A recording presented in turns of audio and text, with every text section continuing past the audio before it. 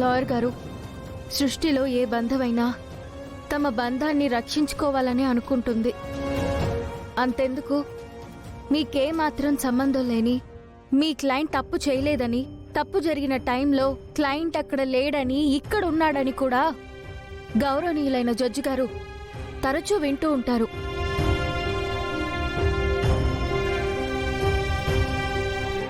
ఏ బంధమూ లేని మీరే వారిని కాపాడాలి అనుకున్నప్పుడు జీవితాంతం కలిసి ఉండే బంధాలు ఆ మాత్రం అనుకోవడంలో తప్పే ఉంది లాయర్ గారు.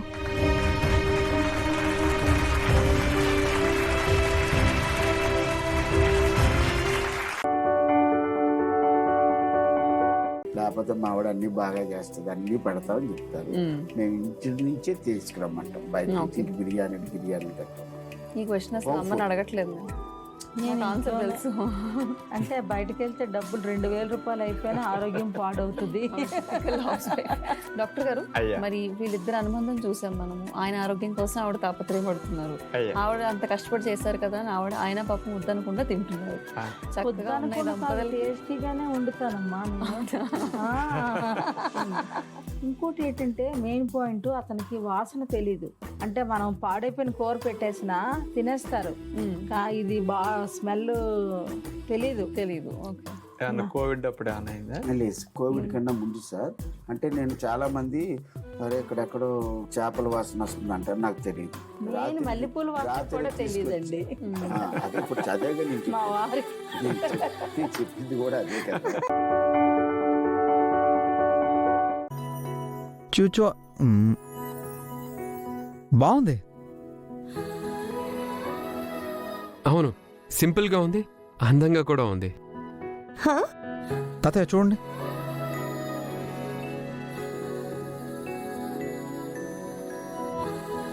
సింపుల్ గా అందంగా కాదు మనవడా, ఈ పేరుకి ఇంకా తిరిగి ఉండదు. ఈ పేరు పవర్ ఏంటో మీకు తెలియదు మనవడా. నాకు తెలుసు. పాపకి ఈ పేరు ఫిక్స్ చేద్దాం. ఈ పేరు ఫిక్స్ చేద్దాం.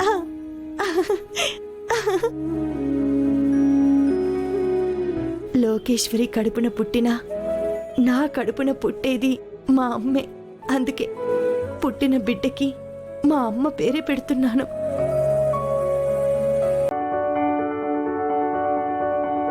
ఎందుకమ్మగారు అంత భయపడుతున్నారు? ఆ సుత్తితో కొడితే కాళ్ళు విరిగిపోతాయి. అలా ఎందుకు ఇరిగిపోతాయండి? నేను వైద్యం చేస్తున్నాను కదా. ఇదేం వైద్యం కొండమ్మా? సుత్తి వైద్యం. ఓ, సుత్తి వైద్యమా?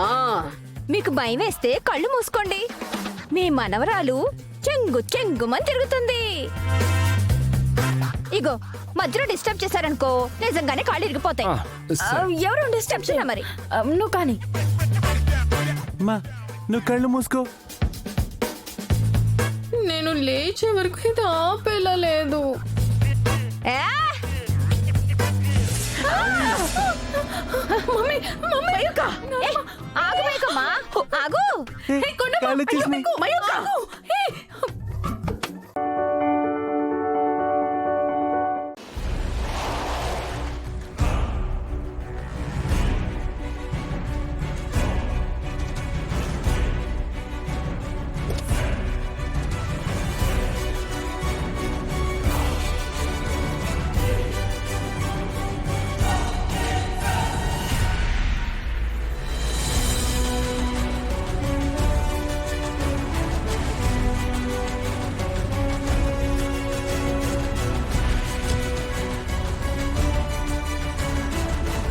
Hello Uttam sir, welcome. Thank you.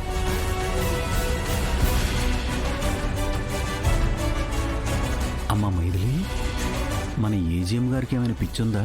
పియ్యేని పట్టుకుని సీఈఓ అని పలకరిస్తాడేంటి? నాకు అది అర్థం కావడం లేదు సార్. 20 ఏళ్ల కిందట నేను చంపిన ఇన్స్పెక్టర్కి నీకు ఏంటి సంబంధం?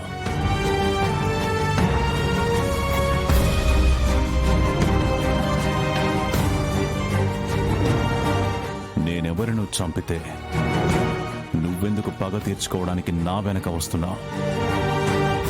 ఆవిడ మాలో ఒకరు కాబట్టి పోలీసులతో పెట్టుకుంటే ఏమవుతుందో నీలాంటి వాళ్ళకి తెలిసేలా చెయ్యాలనుకున్నాం కాబట్టి. నీ టైం అయిపోయింది మీనన్. నీ పాపాలు లెక్కలు కట్టి నిన్ను పైకి పార్సల్ చేయాల్సిన టైం వచ్చేసింది. మీరు ముక్కు పుడక కార్యక్రమం జరిపిస్తే కనుక అందరికీ ఆస్తులు వాటాలు వేయాల్సిన పరిస్థితి కనిపిస్తుంది అత్తయ్య. అమ్మవారు లేకుండా ఇంట్లో ఏదో సమస్యతో ఏ కార్యక్రమాలు సరిగ్గా జరగడం లేదు.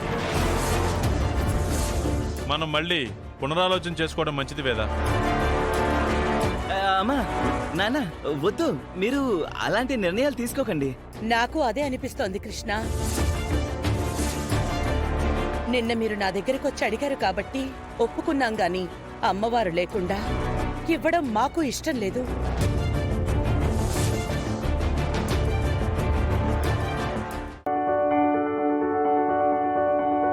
శివ, ఏయ్ శివ, లే శివ. శివ, అమ్మా శివ, ఎంత పని చేసావే శివ.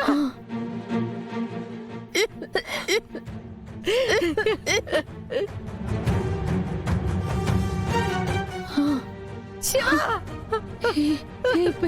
పెళ్ళి శివ, లే శివ. ఈ పెళ్ళి నాకు ఇష్టం లేదు.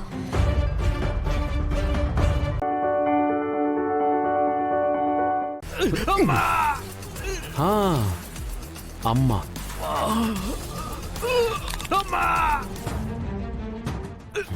ఇప్పుడు కనిపించిందా అమ్మ?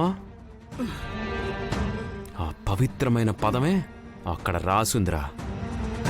రాయ్, నీకు నాకు ఈ ప్రపంచంలో ప్రతి ఒక్కరికి, ప్రతి జీవరాశికి బీజం వేసేది, ప్రాణం పోసేది అమ్మే కదరా.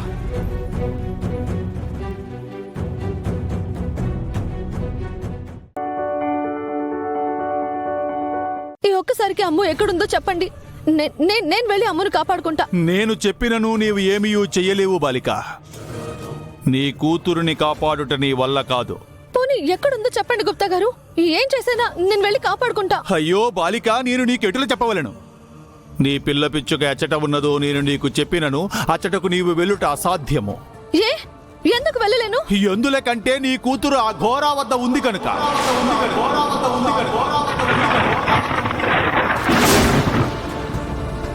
నీవే ఆ ఘోరా కంటపడకుండా తప్పించుకొనిచున్నావు. అటువంటిది ఆ ఘోరా నుండి నీ కూతురుని ఎటులా కాపాడేదవు?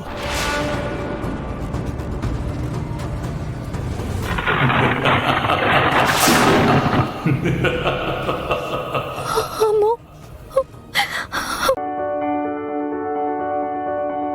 నాన్న, నాన్న లే, నాన్న, నాన్న లే, నాన్న, నాన్న లే, నాన్న లే, నాన్న.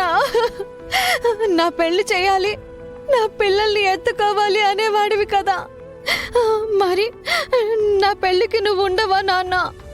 లే నాన్న, లే.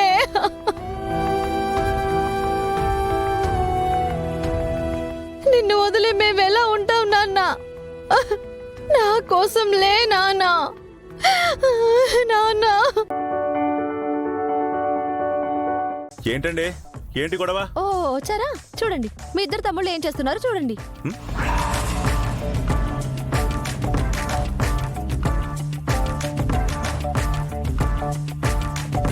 ఏం చేస్తున్నారా? ఎక్సర్సైజు. నేను మీకేం చెప్పాను, మీరేం చేస్తున్నారు? అంటే అది నోర్మైండే. అది అలా గట్టిపెట్టండి. ఎక్సర్సైజ్ చేసేటప్పుడు లంగోటి కట్టుకోండ్రా, సుఖంగా హాయిగా ఉంటుంది. గాలి తగిలితే ఒంటికి మంచిదని చెప్పానా లేదా?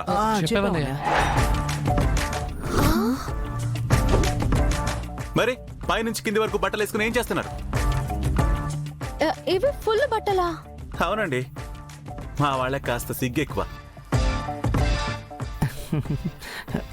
సిగ్గు లేకపోతే సరి. ఆత్మలింగం చాలా మహిమగలది, చాలా శక్తివంతమైనది. ఆత్మలింగం ఎక్కడైతే ఉంటుందో అక్కడ నంది కాపలాగా ఉంటుంది.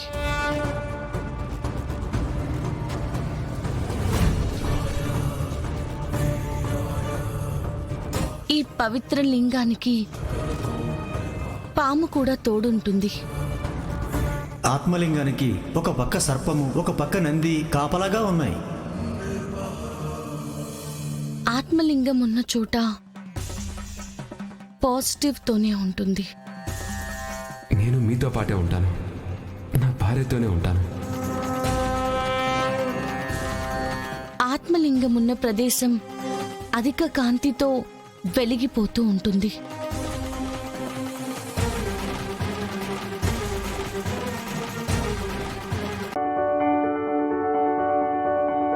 ఆ రోజు మీరన్న మాట ఇప్పుడు నా పీకకి చుట్టుకుంది.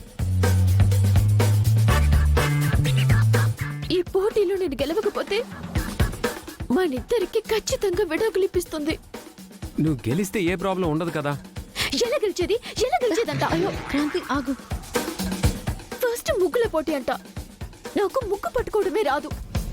భగవంతుడా, నలుగురి రౌడీ విధవల మీద పడి కొట్టమంటే కొడతాను, కానీ ముగ్గు పెట్టమంటే నా వల్ల ఏమవుతుంది స్వామి దేవుడా?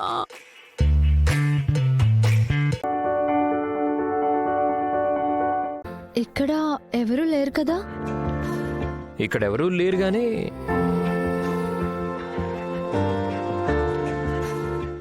సీత,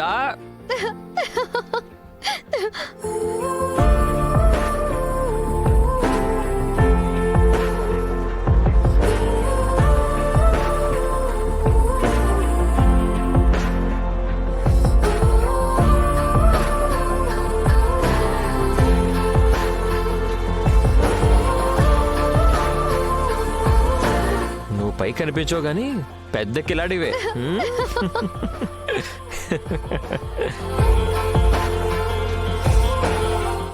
అయ్యో మామ, ఆప మామ, కళ్ళు తిరుగుతున్నాయి, కింద పడిపోతాను. అయ్యో నేనుండగా నిన్ను పండిస్తానా?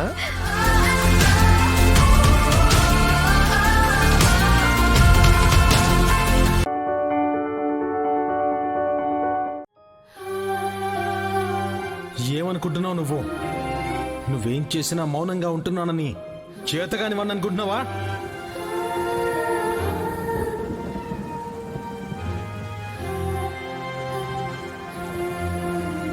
ప్రతిరోజు నాకు నరకం చూపిస్తూనే ఉన్నావు.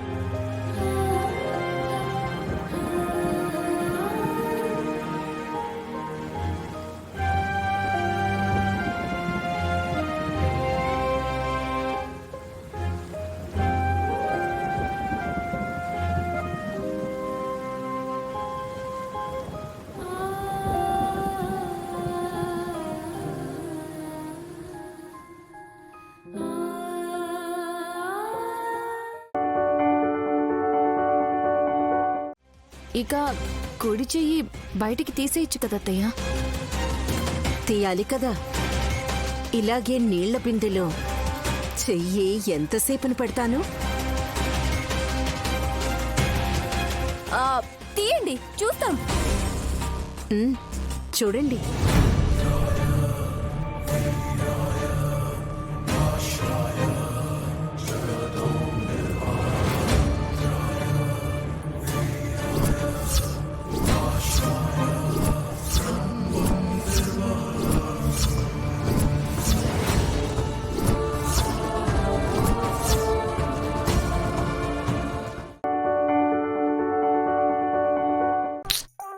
లేని లక్ష్మిని ఎందుకు వెతుకుతున్నావో నాకైతే అర్థం కావడం లేదు. ఏమో ఆంటీ, దీక్షితులు చెప్పిన మాట నిజమేనేమో. అరవింద ఆంటీ నమ్మకమే నిజమేమో. ఇందాక నా కళ్ళు చూసింది కూడా నిజమేనేమో.